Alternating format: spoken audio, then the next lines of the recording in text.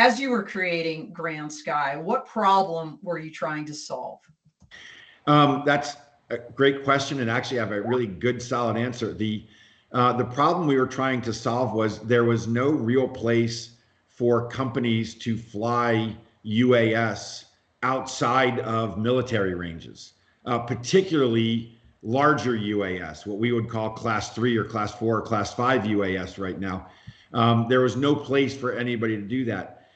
We recognized early that the defense market needs that opportunity, and they can't get it, those contractors. So the Northrop Grumman, who's a tenant at GrandSKY, General Atomics, who's at GrandSKY, Kratos, who recently came and did a bunch of flight tests at GrandSKY.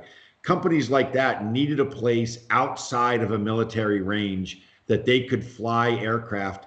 And so we created the enhanced use lease, the lease we signed with the Air Force allowed us to use their runway for those operations. And then working with the Northern Plains test site, we built a beyond visual line of sight system that enabled the actual flight operation itself.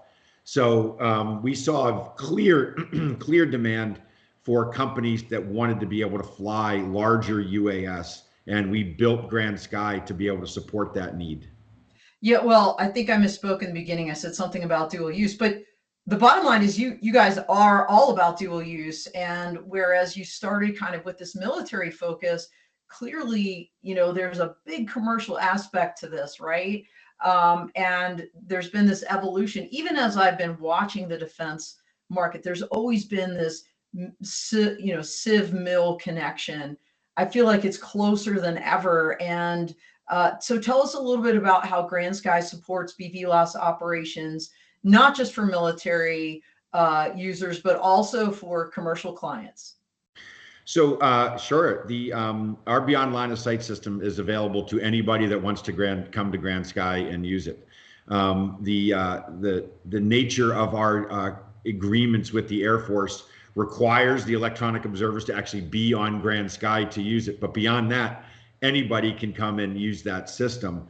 It's as simple as a electronic observer sits in proximity of the pilot in charge and is able to give information to that pilot and communicate what the air traffic might be around it. It's not traffic management.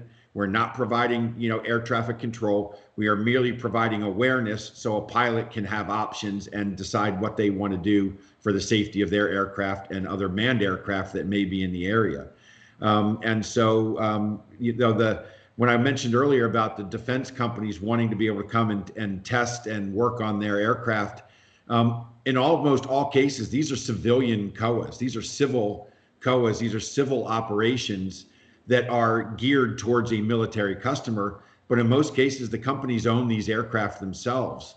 So while it may be an operation that's in support of what a future contract may be or a future military need, these are capital assets owned by these companies, owned by General Atomics, owned by Northrop Grumman, Kratos, owned by them and flown under a civil COA. So this is full FAA authorization. There's no military TFR. There's no military airspace. There's no military preemption used. These are all FAA waivers that the test site helps us get using our Beyond Line of Sight system.